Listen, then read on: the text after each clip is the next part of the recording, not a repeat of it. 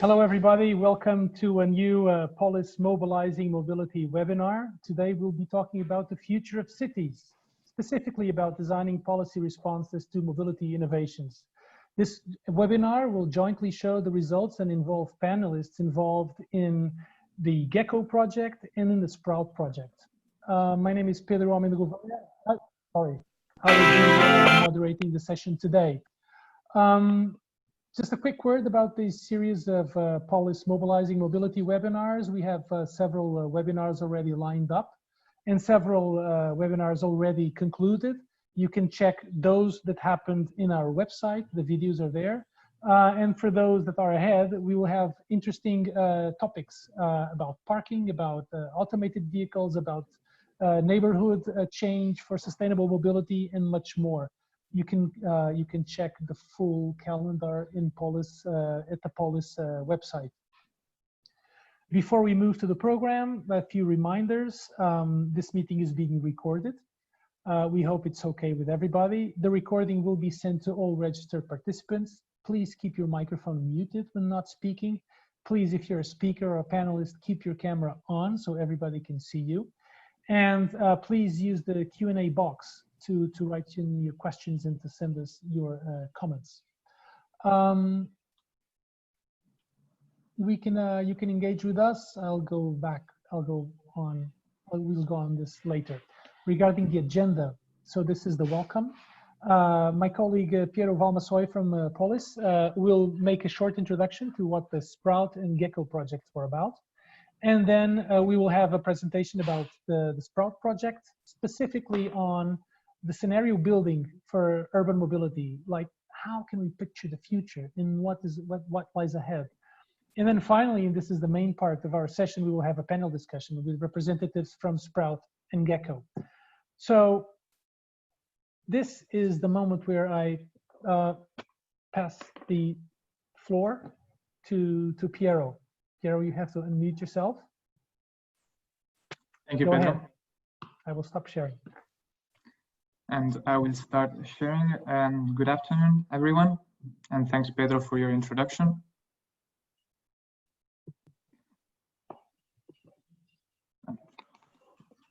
As you mentioned, Pedro, I will provide a brief overview to the audience on the two projects that we are involving today, GECKO and SPROUT, about their context, their objectives, and their expected outputs, as well as the thematic link they share. Starting from GECKO, Governance for New Mobility Solution. GECKO aims to support authorities at different level of governance and through evidence-based research to develop the most appropriate regulatory framework and governance models for the transition to a new era of mobility, which is cooperative, inclusive, sustainable, and interconnected across all modes. It does so by involving in its activities a wide range of stakeholders that include network organizations, representing authorities and users in transport, leading research centers and university, as well as consultancies that are active in the field of urban mobility and transport. GECKO pursues its objective by the means of a defined project methodology, which consists in three main elements. The investigation of the current state of play regarding current and emerging new mobility solutions, but also on the behavioral trends of users with regards to these new mobility services, and also disruptive business models that are enabled by emerging technologies. This investigation is not carried out only through desk research, but more importantly by involving a wide range of stakeholders that are active in the field of urban mobility and transport. Why does GECKO involve stakeholders? In order to understand their views, challenges, and expectations. In order to have them validate the project results and findings, but especially to enable them to exchange views across sectors, public and private, in order to build structured dialogue and with the aim of co-creating solutions that can support public authorities and at all levels of governance to ensure maximum benefits from innovation in mobility. This is leading and will lead to the creation by the project of a set of tools, the so-called GECKO regulatory supportive tools, aiming at supporting an effective deployment of emerging technologies and business models for all transport modes. The first one that has been produced already by the project is the GECKO Knowledge Bank of New Mobility Services and Technologies, which provides information about new mobility services and technologies that are currently available and serves as a guidance to policymakers for their policies and strategies at urban but also at national level. A complete overview of the GECKO project can be found of its expected outcomes, objectives, and methodology can be found at its website, and I encourage the audience to visit it. Passing on to SPROUT. SPROUT stands for Sustainable Policy Response to Urban Mobility Transition. And it aims at providing a city-led, innovative policy response that will be capable of harnessing the impacts of new mobility solutions in a way that makes them more attractive to the user and more sustainable for the society as a whole.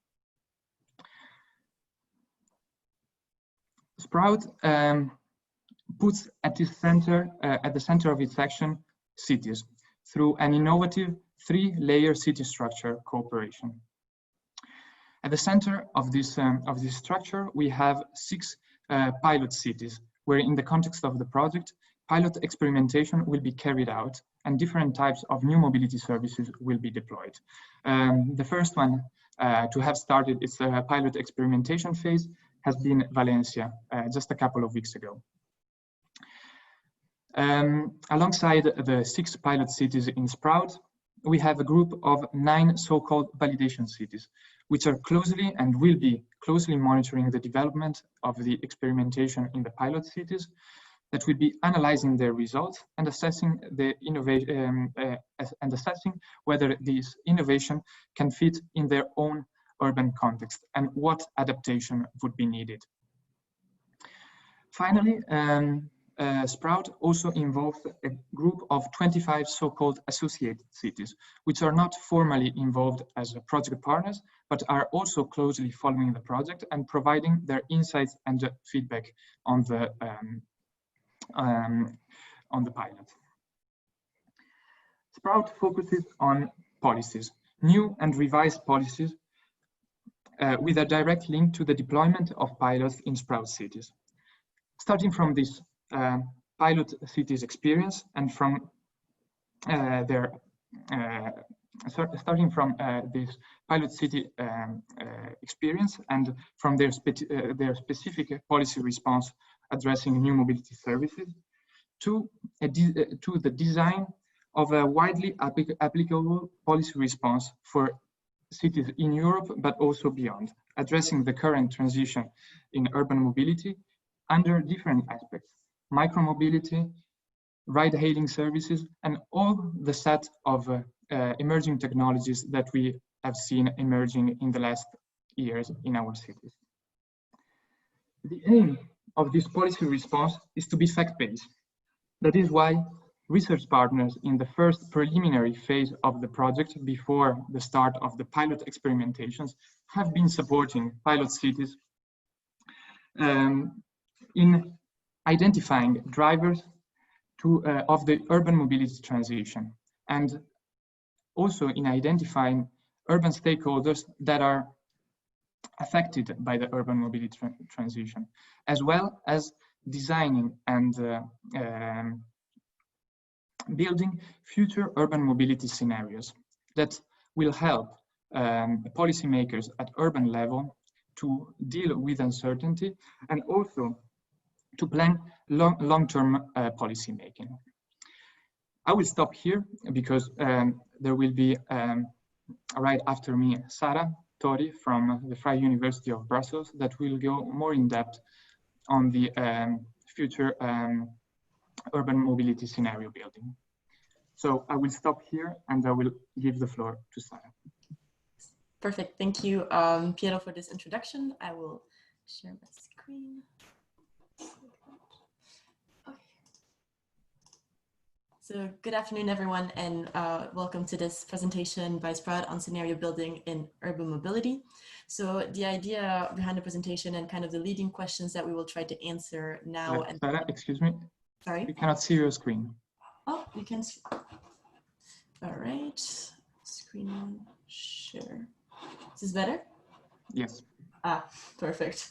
Enough technological issues. Okay. So yeah, as I was saying, so welcome to the webinar, and then the leading questions that we will try to answer during this presentation and then later on during the panel discussion are the following. So we'll first look at how mobility in European cities evolves by 2030. We'll try to see what the impact of new mobility services like mass and micromobility are, and then we'll also try to see what the current policy gaps are. So first of all, we should start at the beginning. So SPROUT is based, or like the first phases of SPROUT are based on scenarios. But first of all, what are scenarios and why do we use them? According to Porter's, scenarios are an internally consistent view of what the future might turn out to be. So this is very important because scenarios map out all plausible futures. So they don't necessarily indicate a likelihood of occurrence. So they don't say anything about how likely or not something is necessarily. They just say what is possible. So why is this interesting? Why do we use scenarios? Scenarios help to deal with uncertainty. If you have a high uncertainty levels in an environment like we encounter in urban mobility, they're interesting because they can condense these different factors and produce something that is understandable and that gives a coherent view of the future. So they help to deal with this uncertainty. As I said, they describe several plausible futures. So they describe what could maybe potentially happen without indicating necessarily how likely it is. So we can really prepare for these different futures. And that way to help us consider long-term policy making while also exploring our short-term options. But most of all, they're also easy to communicate. If you're working on policy development or in a city, it's easy to have something that's understandable to a wide variety of people, and scenarios, especially if they're narrative or visual, can really help us do that. So what did we do within the SPROUT project? So the SPROUT scenario building process developed scenarios for its 5 cities of Valencia, Padova, Kalisz, Budapest, and Tel Aviv, which we call do nothing scenarios. Why do nothing? Because they're scenarios based on the assumption that there is no new policy intervention by the year 2030. Important is this entire process, which I'll quickly go into, is fully participatory. So there were stakeholders involved from all the different cities to really represent a future that is what the vision of the cities and their stakeholders are. So our process is based on first what we call CIB, which is cross impact balance analysis, which I'll quickly explain in a minute. We then, out of this, we got raw scenarios that were that we subjected to sustainability and policy impact analyses. And then based on that, we had scenario writing workshops with stakeholders in all our cities to kind of come to the final narratives and of the scenarios. So quickly, the different stages of the process. So cross-impact balance analysis, what is this? So cross-impact balance analysis is based on the selection of drivers fueling the transformation in urban mobility. So we had a long list of drivers, so of elements that could potentially impact urban mobility. And then all of our cities selected the drivers that they thought were most relevant. For example, if it's political support, or if it's tourism, or if it's new business models, whatever it is, the city selected their relevant drivers. We then had an evaluation of the impacts between those drivers, and then based through a software, we developed what we call consistent scenarios. So scenarios that make sense and that are plausible. These raw scenarios were then subject to a sustainability impact analysis to assess the impacts of new technologies, business models, and user needs on urban transport and sustainability. And we also had a policy impact analysis to assess the potential impact of scenarios on urban mobility policy. As a last stage, now that we had that, we held scenario workshops. These workshops were held locally in each city with the presence and the participation of stakeholders. And what they did was they helped develop, or they developed the narrative elements for the scenarios. And then when we had those elements, we at the VUB kind of put everything together and came up with actual narratives.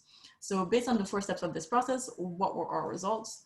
We developed 3 scenarios for each and every city that we work with. We had 2 scenarios that were selected on how different they are from each other to really help map out various different and contrasting futures. And then we also have what we call a most likely scenario, where the scenario is based on stakeholders' interpretation of the most likely development of a driver. So for example, if we take the driver tourism, well, we asked stakeholders, would it be more likely that it increases by 2030 or that it decreases? And so this scenario is based on the input by stakeholders. We then developed about 1-page narratives for every city, and we also accompanied those narratives with visual representations that you will see shortly. So I'll now give you an example for one of the cities that we worked with for their first 2 scenarios. So these are the images for Padova by 2030. So Padova in 2030 for scenario 1, it's entitled The Modular and Sustainable City. So in Padova in 2030, in this scenario, there is strong political support for sustainability and for the choices in urban mobility that go with sustainability. There are also a lot of new business models emerging, especially around micromobility. So this has kind of engaged a modal shift, and there is now also new infrastructure to accompany the use of these new business models and this micromobility, and this has decreased the demand for cars, so there are less cars in Padova by 2030. There's also a strong demand for e-commerce in the city, and this has kind of led to the integration of passenger and freight mobility, which you can see by they're the little pods in the image. So these are pods designed to have passenger as well as freight. Overall, there's also a strong development of electrification and automation. So all vehicles in the city are now electric, and the city also has a lot of automated vehicles, like the pods are automated, trams are automated, a lot of personal vehicles are automated as well. And so there's also a strong interest and a strong development of smart city technology. So this is now a city with a high degree of livability. There's a pretty good air quality that goes with it. So this is kind of what Padova could look like in 2030, version 1. And then we have the second scenario, which is entitled The Grim City. So in this scenario, you have no or very little political support for sustainability. So sustainability is not very high up on the priorities list for politicians. So there's no real investment in infrastructure for alternative mobility solutions, because they're also not really there. There's no interest in new business models. There's not really a modal shift. There's a lot of e-commerce, but there's no regulation around deliveries. So there's parking vans, delivery vans parked everywhere, which puts a lot of pressure on parking. So it's a bit chaotic in that way.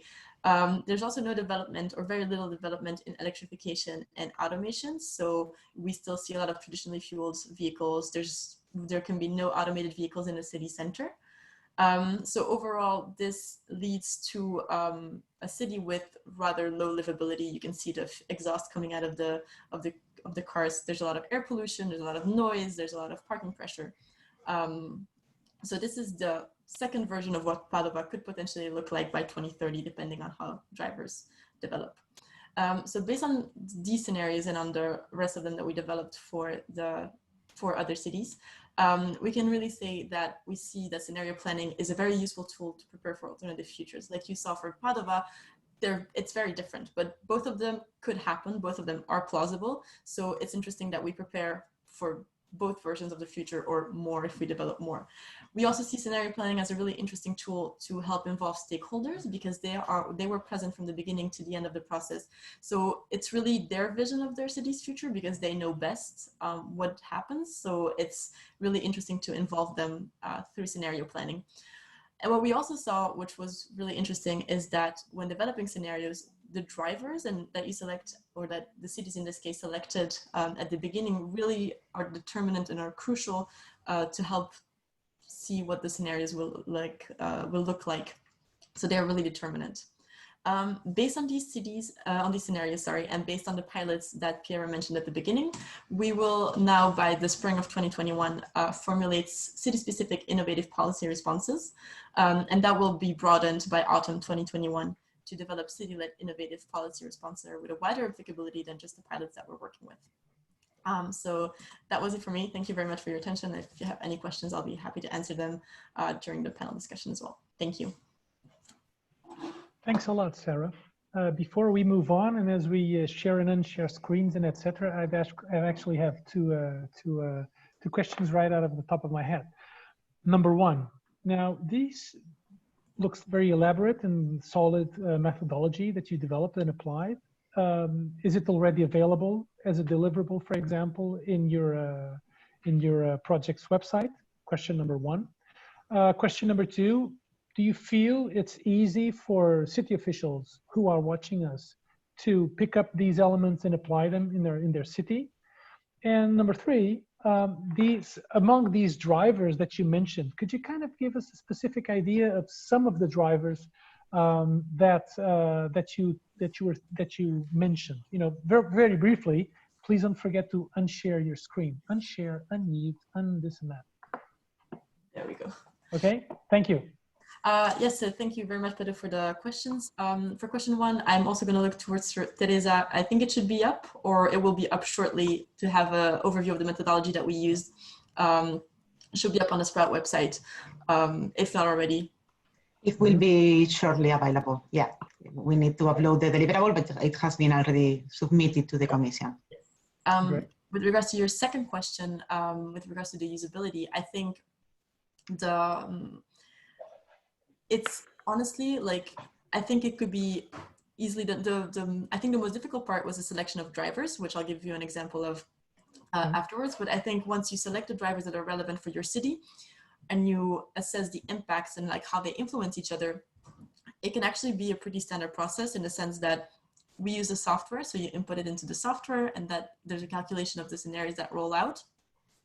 And it's based on what the stakeholders can input and on what they want to input, but it can be fairly easy to replicate, in my opinion. Can be fairly standard, yes. Okay. For a few examples, so we had a long list of drivers, as I mentioned, and then the city selected which one they thought were relevant, but we also asked their opinion on all of them. For the city of Padova, for example, it was some drivers, it can really be anything. We had political support, environmental consciousness, climate change can be an influence, or new business models, new employment arrangements. So really everything that you can see as influencing your urban mobility transformation can be a driver in the process. Okay, thanks a lot. Colleagues who are watching this at home or in the office, you can put your questions on the Q&A box below, and we will find a way to get those questions answered. Right now, we're moving on to the last part and the second half of our webinar, where we'll have a panel discussion with representatives from the SPROUT and the GECKO projects. Who are these representatives? Well, it's Teresa de la Cruz from the Zaragoza Logistics Center, Sarah Torrey from the Vrije University de Brussels, who was just made this presentation. There will also be Peng Jen Cao from University College London and Caroline Bousquet from APSISKI.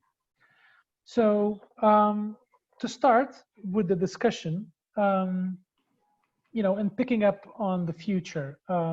So, you know, the landscape of urban transport services is changing. That is a driver for change, definitely. And we're seeing several innovations in the transport of passengers and goods. Some of them are already on our streets. Some of them are fast approaching. And I would ask, you know, going around all the four panelists, I would ask each of you, you know, for 2-3 minute max reply, which innovations do you consider the most important? We could start with Teresa. Thank you, Pedro. I hope you can hear me. Yes.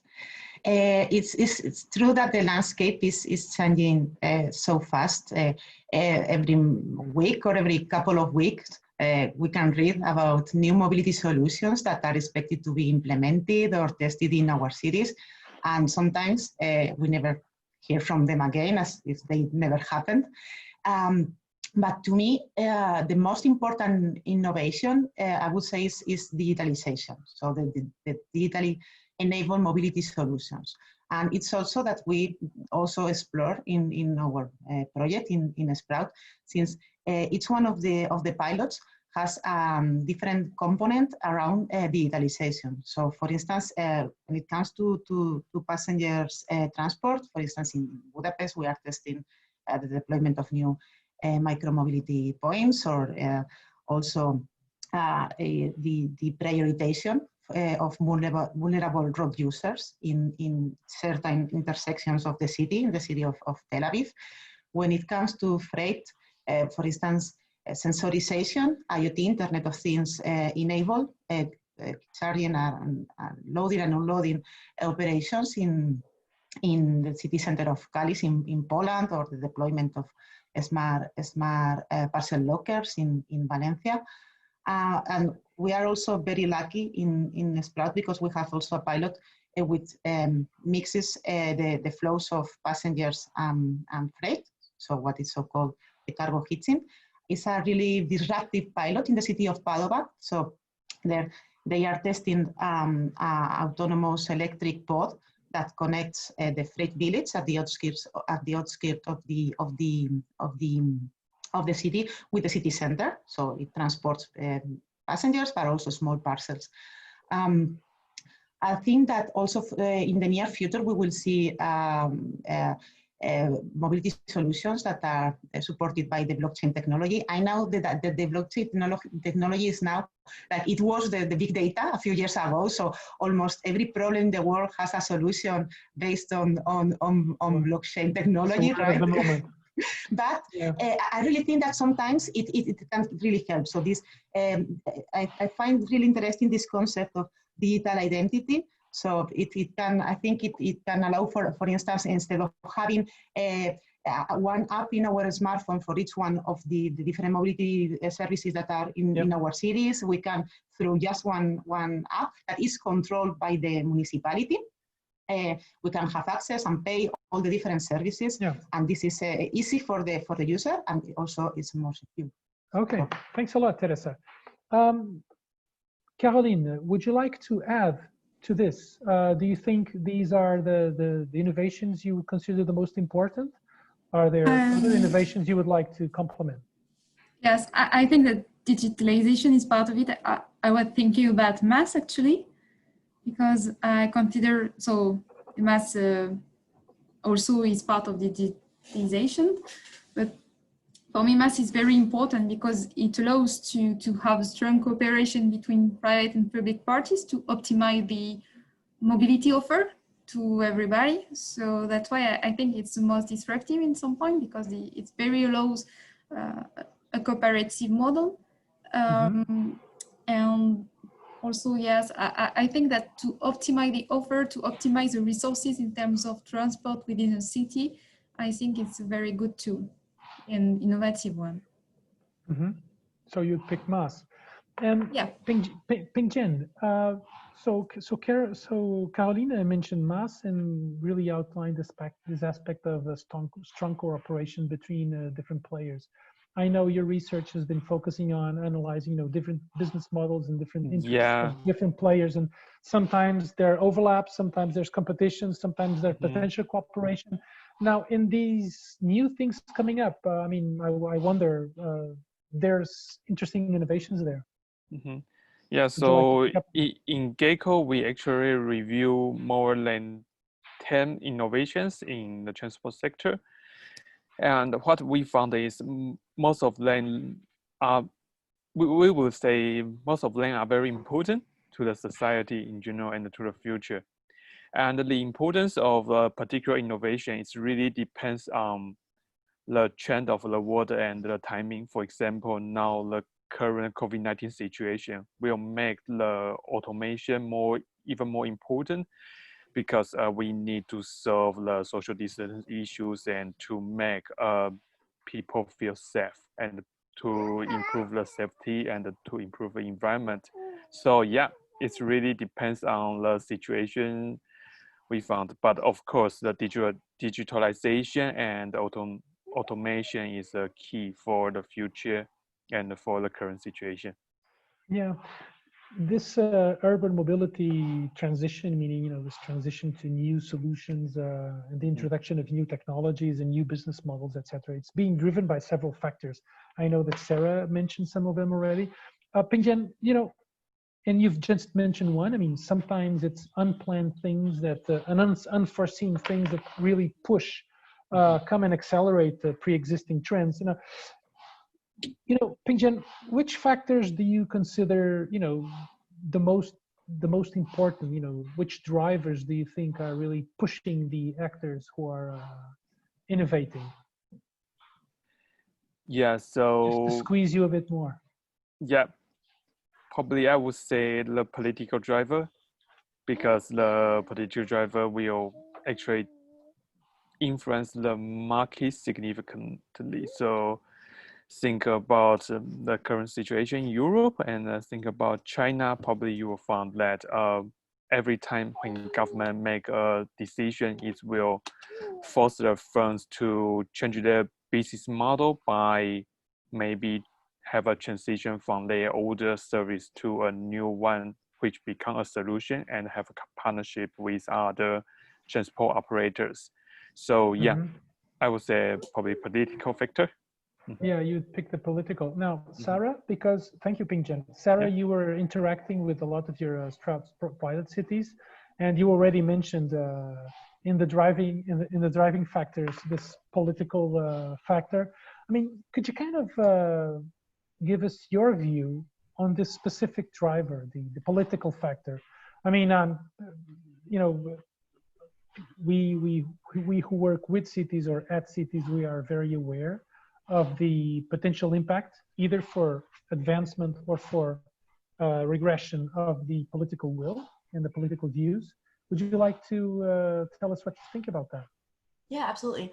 I think it's really interesting that Pingjian picked the political factor as being the most important one, because from SPROUT, we actually, so I told you we worked with a long list of factors and we asked the cities to evaluate each driver as to how important they were. And so the two most important factors that our pilot cities and that our 9 validation cities saw is actually the political agenda. So based on the results of that, the political agenda, along the second one, which had the same score, is urban structure. But so the political agenda is really driving, in my opinion, and from the results that we saw from SPROUT, the transformation. And as you say, I think if the political will is not there, I think we see that around cities all over, especially with COVID now, we have seen a political push for alternative infrastructure, for changes. I think the political will, once it's there, it can drive a lot of different elements. So yeah, I totally agree with Pingjian's pick, and I think, yeah. Okay, the political will. But now the political will also cannot be like some sort of by itself. It's not enough. I mean, political will pushes for available solutions. Now,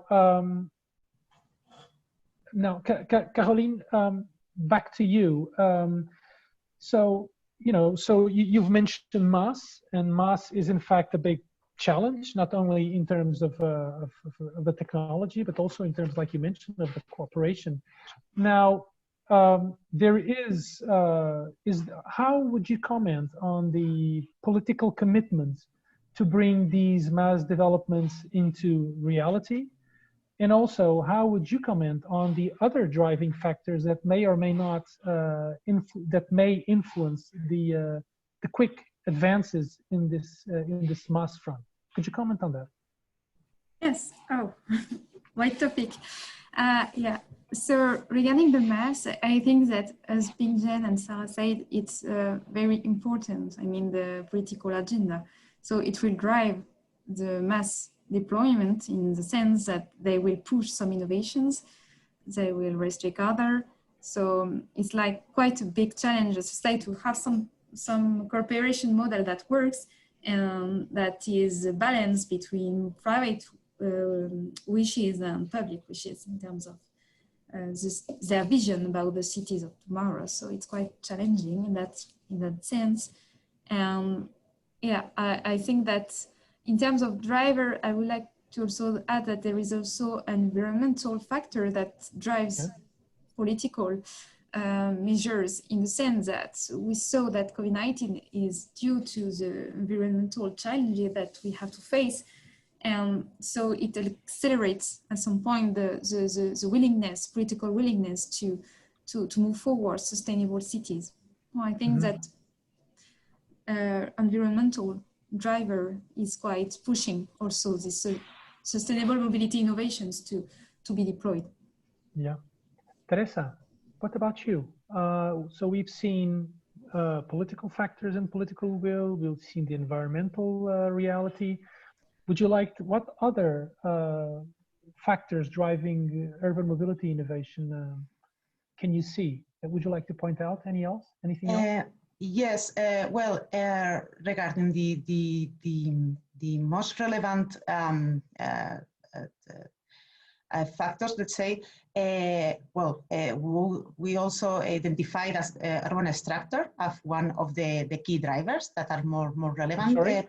The urban structure. Oh, the urban structure. So how the commercial services, residential zones or areas are distributed in the city. This is pretty much linked to the idea that the cities are growing, and are also expanding. But what I would like to explain now is that that's in general, that were the results of the analysis among the project cities, but differences are, I think, that are also quite interesting, because the drivers were very different from city to city. So for instance, for the city of Valencia, transparency and corruption was a very relevant driver, whereas for the city of Tel Aviv, it wasn't. For the city of Valencia and also for the city of Kalisz in Poland, migration was a relevant driver. For none of the project cities, was security, for instance, was a relevant driver, and this is probably because SPROUT cities are medium-sized cities, so they are not country capitals or large metropolis, so they are not so concerned regarding the security issues and don't consider it as a future driver. Yeah. Okay, that's interesting. Well, security is usually one issue mentioned when we start when the conversation derives to regulation. And I would invite you to talk now. Let's discuss a little bit about the regulation of mobility innovations. Should we also innovate in the way we develop these regulations? I mean, and if we should, who knows good examples of new approaches to the regulation of mobility innovations? Who would like to start? If you don't know any good examples, you just say, I don't know, and I would like to see this. Yes, Caroline lifted her arm. Yes, go ahead. Yes, so I think that we can't continue like just putting some laws, make them applied, because the innovations happen so fast that policy responses they are defined today are not able to answer fast enough to address the challenges related to disruptive mobility innovations. So I think that we should innovate in that way, and I think that regarding examples, we can mention Lisbon, which has put in place a memorandum of understanding regarding shared mobility innovation. So so everybody is around the table and discuss about how we can regulate e-scooters, etc., macro mobility services, in a sense, to allow their deployment, but without having any drawback that the city wants to avoid. So this is a good model. It doesn't mean that we have to forget the laws and directive and and some framework which is quite, which defines long-term strategy.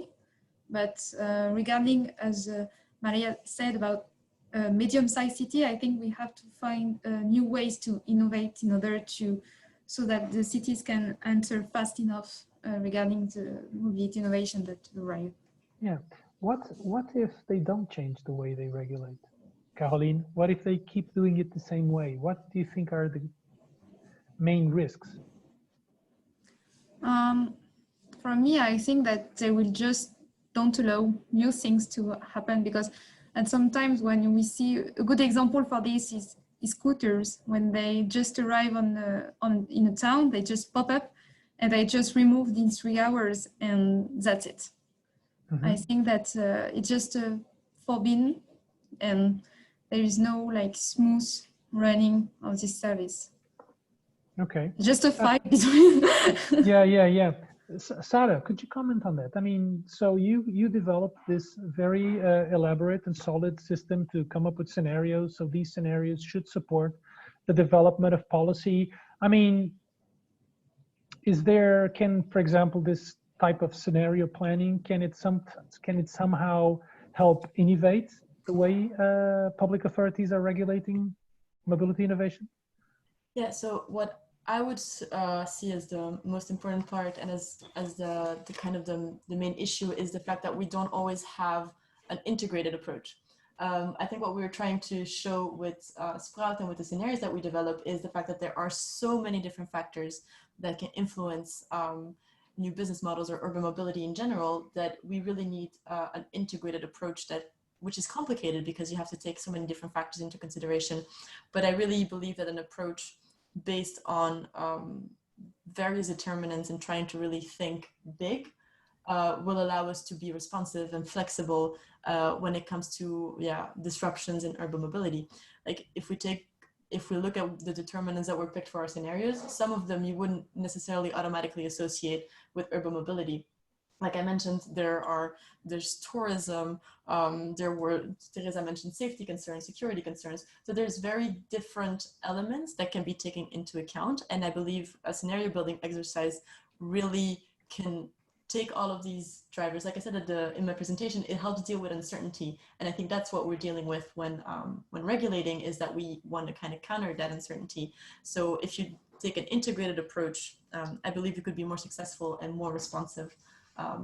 And more, for regulation. Yeah. Okay. Yeah, Ping Chen, one issue obviously when developing policy is dealing with uncertainty, but another issue is dealing with, upcoming business models and new ways of conducting business and of generating value, and often there are conflicts there. I mean, and obviously, at the same time, public authorities have the concern that you want private business to drive the economy, the private initiative to drive the economy forward, obviously. But on the other hand, you want to protect the private interest and the private rights. So, do you know good examples or good ways to approach this complex challenge? So actually, one solution is the future scenario we just mentioned. Another way that we identify is probably will be a data-driven policy. So now the cities, the government, and they collect lots of data based on their infrastructure, and they will have their dashboard. This data, which can become a powerful tool to predict the trend or to improve the existing policies for the existing new innovations.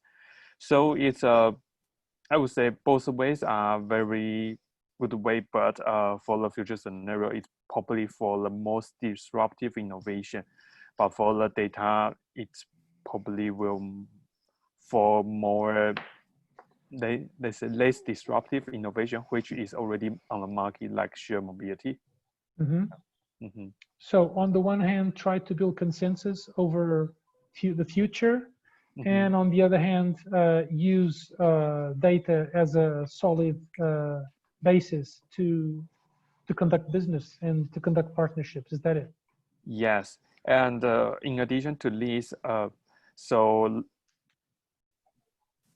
this first business model will also significantly influenced by this policy. So what the startups they need to consider is also to consider the future that government want to achieve, which is I would say which is more sustainable future. So not only consider the economic elements in their business model, they also need to consider the environmental and the social elements in their business model and try to satisfy the triple bottom line of these needs in order to make their business model more sustainable and more appealing to the government and to the investors in order to get funding and to speed up their commercialization. Yeah. Teresa, what would you say about this? I'm really happy to see that somehow both projects are quite aligned, right?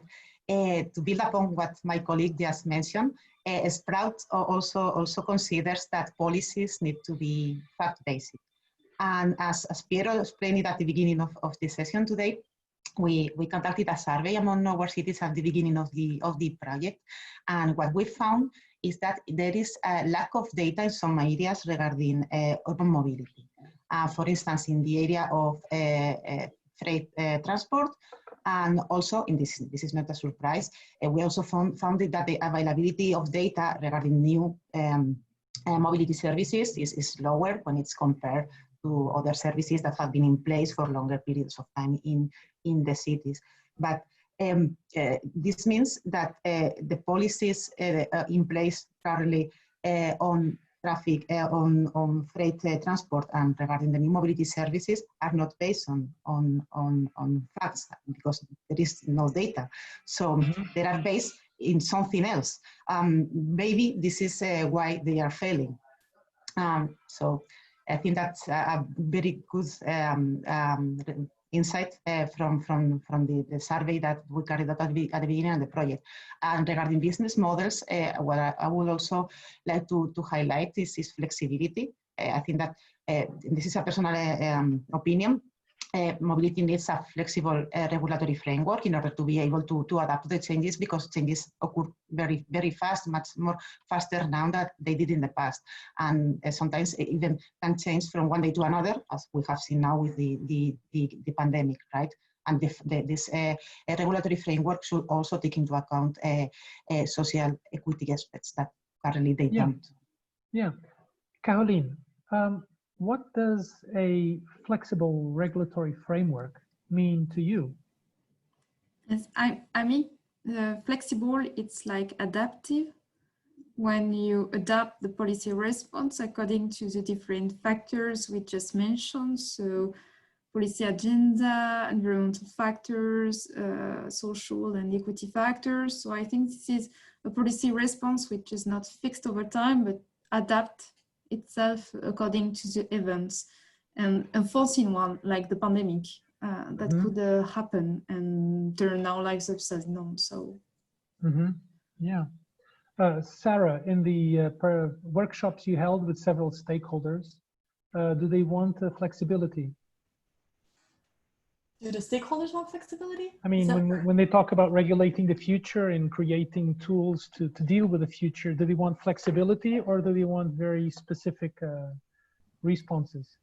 Well, in SPROUT, we haven't really gotten to the policy part yet and to the regulatory part yet. So I cannot answer this for sure, but I would assume that flexibility is a flexible framework gives the most flexibility to cities when dealing with disruptions. So, but we will only know when we get to the policy part of the project. Okay, yeah, Pingjian, this could I ask you to comment also on this aspect of, you know, people on the one hand they want flexibility in certain aspects, and on the other hand they need certainty, solid certainty on others. You know, they need to know that some things will change according to circumstances, but that others they can rely on them.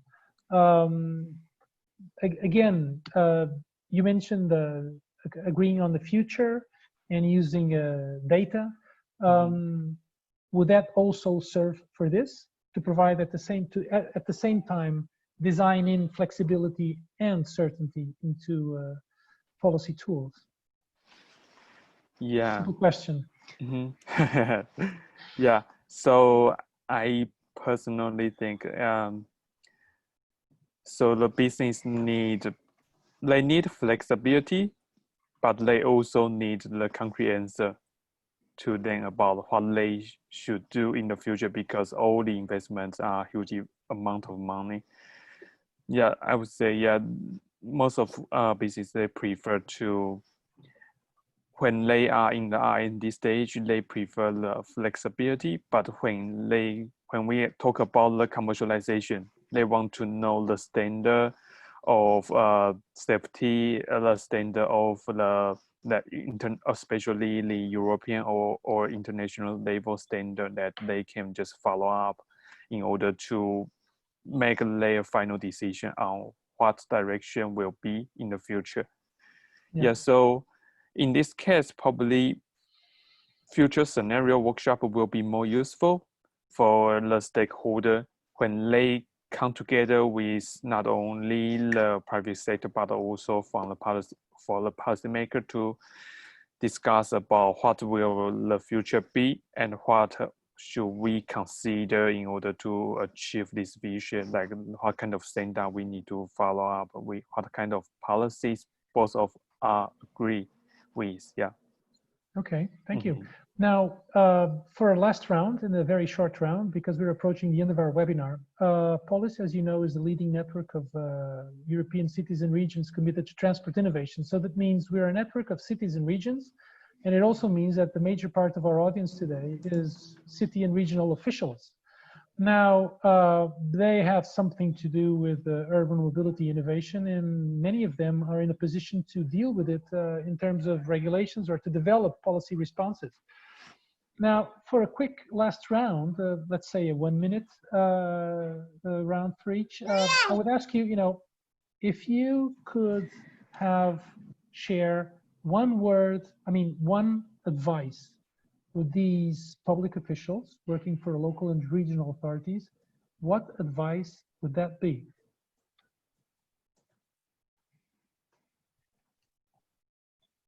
So, Caroline, can we start with you? Because you kind of said yes. Yes, I think that cooperation is key. Cooperation. Yeah. Please explain. I think that yes, it's hard to be faster.